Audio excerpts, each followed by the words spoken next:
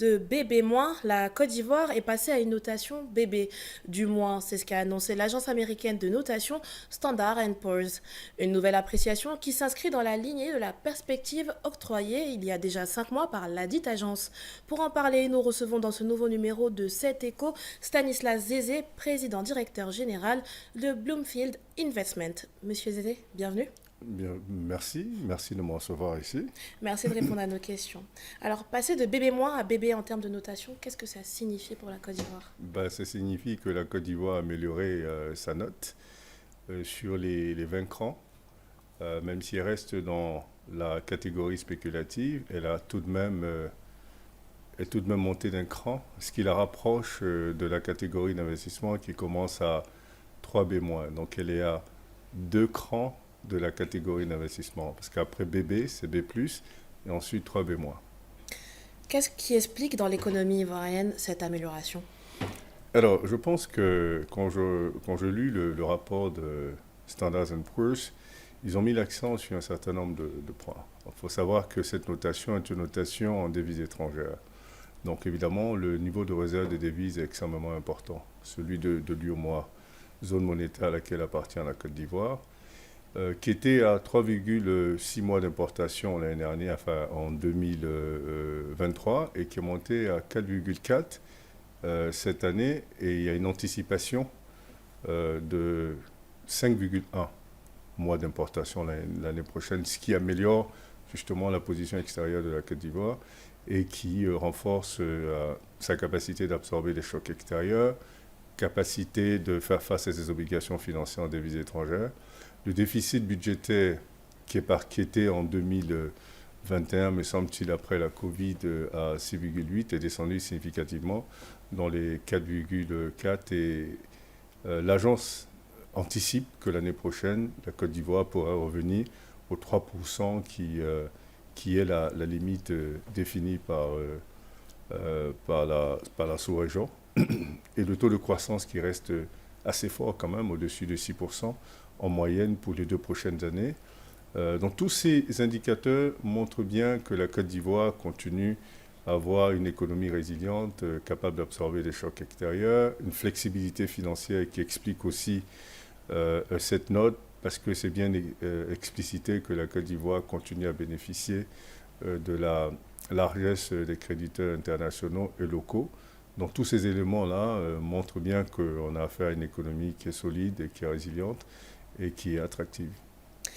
Monsieur Zézé, permettez-moi de vous lire une citation. Cette bonne note peut conduire le pays vers un recours dangereux au financement étranger massif qui risque d'aggraver le risque de surendettement. Fin de citation. C'est ce qu'a confié l'économiste Séraphin Yaoprao à nos confrères. Qu'est-ce que vous avez à répondre à cela? Alors déjà, je ne sais pas ce qu'il entend par cette bonne note pourrait courir à l'endettement. Non, je crois que déjà, il faut comprendre que si vous prenez l'échelle de 20 crans, BB, donc qui est une amélioration en réalité, correspond quand même à 8 sur 20. Donc on est encore dans une logique de note spéculative. Et ce n'est pas ça qui va déterminer un surendettement. Le surendettement, c'est une politique et elle est sanctionnée par un certain nombre de paramètres, d'indicateurs économiques. Aujourd'hui, la Côte d'Ivoire, en termes d'endettement global, est à 56% de son PIB. Avec une marge de manœuvre qui pourrait l'emmener jusqu'à 70%. Donc là, on ne parle pas de surendettement, on parle d'endettement modéré. Ce ne sont pas vraiment ces critères-là qu'il faut regarder en réalité. Ces critères qu'il faut regarder, ce sont plutôt la capacité de la Côte d'Ivoire à rembourser sa dette. C'est de ça qu'il s'agit. Le montant que vous avez en stock de dette est très relatif en réalité. Le plus important, c'est votre capacité à rembourser, votre exposition vis-à-vis de l'extérieur. Donc je crois qu'aujourd'hui, on ne peut pas parler de la Côte d'Ivoire qui est dans une situation d'endettement dangereux, non. Côte d'Ivoire a la capacité de gérer sa dette, et d'ailleurs, c'est ce qui explique cette note, c'est ce qui explique cette amélioration des notes, et d'ailleurs, nous aussi, nous avons la même appréciation de toute façon. En parlant de vous, justement, vous êtes quand même un des leaders d'une agence de notation africaine. Comment Bloomfield Investment perçoit-elle cette évolution? Y a-t-il des points de divergence avec les analyses de S&P?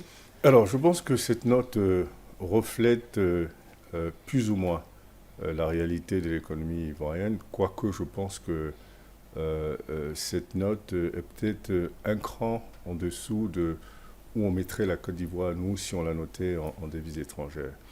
Ceci dit, nous, en monnaie locale, la Côte d'Ivoire risque faible. Donc évidemment, ce sont des échelles qui sont un peu différentes, puisque nous notons en monnaie locale.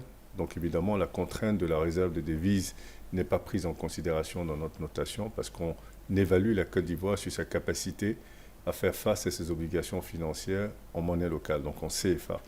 Et sur cette échelle, la Côte d'Ivoire a A+, qui est risque faible, ce qui correspond en équivalence à peu près ce 2B, à peu près 2B, 2B+, en devises étrangères. Donc il n'y a pas de point de divergence en réalité quant à définir la Côte d'Ivoire comme une économie résiliente, une économie qui performe et qui a la capacité d'absorber les chocs. Ceci dit, là où je n'ai pas vu beaucoup d'analyse sur un certain nombre de faiblesses que nous relevons dans notre analyse, notamment le fait que l'économie soit encore fortement informelle, donc évidemment ce qui réduit la capacité de la Côte d'Ivoire à générer plus de revenus propres, et donc évidemment d'où l'urgence de formaliser l'économie.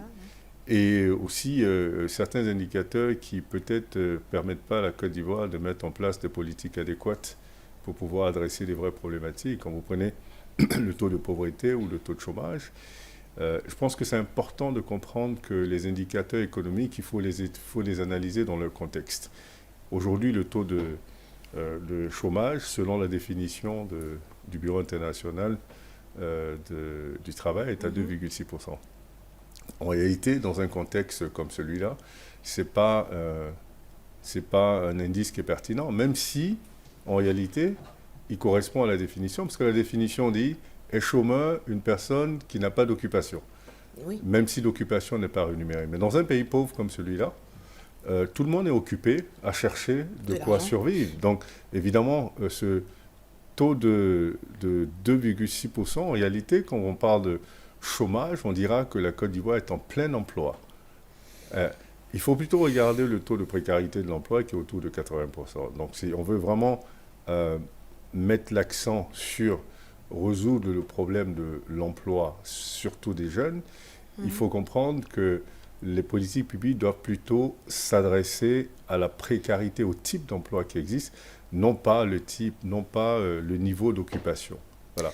Et ça, et le niveau de pauvreté aussi, bon, quand on dit que le niveau de pauvreté est à 30% ou 34%, ça paraît bas. Donc évidemment, ça veut dire, évidemment, il y a des efforts qui ont été faits, mais c'est quoi le minimum de pauvreté? 22 000 francs par mois. Donc si on dit 22 000 francs par mois, c'est tous ceux qui sont en dessous de 22 000 francs sont pauvres.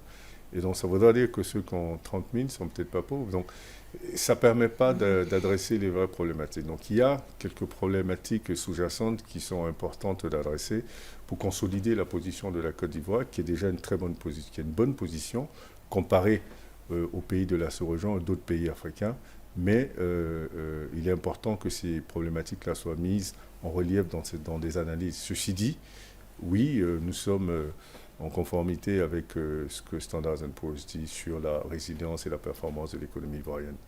Comment cette révision peut-elle impacter la capacité du pays à attirer des investissements étrangers? Positivement, parce qu'en réalité, même si la Côte d'Ivoire n'est pas encore dans la catégorie d'investissement, l'amélioration de la note montre bien qu'il y a une rigueur dans la gestion des finances publiques, montre bien qu'il y a une bonne stratégie de renforcement des fondamentaux de l'économie. Donc forcément, ça ouvre d'autres portes à la Côte d'Ivoire. Ceci dit, il est toujours important de rappeler aux pays africains que même si vos notes s'améliorent, il est extrêmement important de rester dans une logique de prudence dans la politique d'endettement. Mais ceci dit, c'est une note qui ouvre des portes naturellement à la Côte d'Ivoire, non seulement en termes d'accès au financement, même en termes d'attractivité d'investisseurs qui voudraient investir de façon directe en Côte d'Ivoire.